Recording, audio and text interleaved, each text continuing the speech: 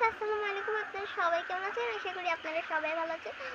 আজকে যে আপনাদেরকে আমি কি বলবো, আজকে আমাদের এই ঝড়ো হাওয়া বাতাস, এই বাতাস আর বৃষ্টি বাদল দুদিন ধরে লেগে আছিল। এখনো এক ফোঁটা দু ফোঁটা পড়ছে, আমার মাথায় টাথায় পড়ছে। দেখেন বৃষ্টি বাদলেতে কি হয়েছে, আমাদের ঘরটা পুরো ডুবে যাওয়ার মতো। দেখেন গাইস কি হয়েছে গাইস, দেখছেন? আর ওইদিকে তো তাও একটু কম কম হয়েছে, আর এদিকটা দেখলে তো আপনারা আরো পাগল হয়ে যাবেন। দেখেন আমার দেখে অনেক মজা লাগছে, কিন্তু বাট কষ্ট লাগছে যে যদি আমাদের ঘরটাই নিয়ে চলে যায় তাহলে আমরা কোথায় থাকবো। দেখেন এদিকে আসো, দেখেন এই দিকটাই ওই যে বগ আছে, ছোট বগ আছে, অনেক কিছু, মানে এত কিছু। দেখেন আপনারা এই দিকটা কত সুন্দর লাগছে, বাট কষ্ট লাগছে। কিন্তু এইদিকে ওটা হলো, এইদিকটা পুরো ভেসে দেখেন, মানে একাকার হয়ে গেছে।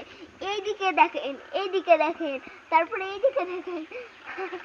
আমি তো পুরো পাগল হয়ে গেছি। এইদিকটাই দেখেন, দেখতে পাচ্ছেন তো আমাদের ঘরটা উড়ে মানে পড়ে কিসের মতো। এদিকে দেখেন,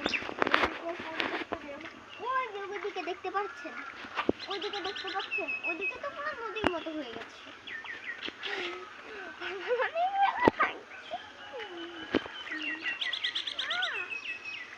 পানিতে ধুয়ে ফেলি গা। ও আকাশটা দেখেন আপনারা, কত সুন্দর গাছ আছে, আকাশ আছে, অনেক সুন্দর। আসলে আমাদের এখানে যেহেতু এখন ঝড় হচ্ছে, ঝড়ো বাতাস হচ্ছে, দুদিন ধরে অনেক মানে ঝড় বৃষ্টি বাদল এরকম হয়ে আছে। এগুলোকে নিয়েই মানে আমরা আপনাদেরকে, এখন আমি আপনাদেরকে ভিডিও করে দেখাচ্ছি সব। আপনারা বুঝতেই পারতেছেন যে আমাদের এই এলাকাটা কিরকম এখন কি হয়েছে। দেখেন দেখেন এইদিকে দেখেন, পুরো একদম নদী, পুকুরও না হলো, কি পুকুরও না ঘাটও না, এটা হলো একটা নদী হয়ে গেছে। দেখেন নদী হয়ে গেছে, ওইটা ওই এলাকাটা মানে নদী হয়ে গেছে। নদী আমার দেখে অনেক আনন্দ হচ্ছে। এই পুরো ছাদটা দুদিন ধরেই যেহেতু ঝড় লেগে আছে, তাহলে কি হবে না বলেন? আপনারা প্লিজ আমাদের জন্য দোয়া করুন, আমাদের ঘরটা যেন নিয়ে চলে না যায়। আর আবারও ঝড় হবে।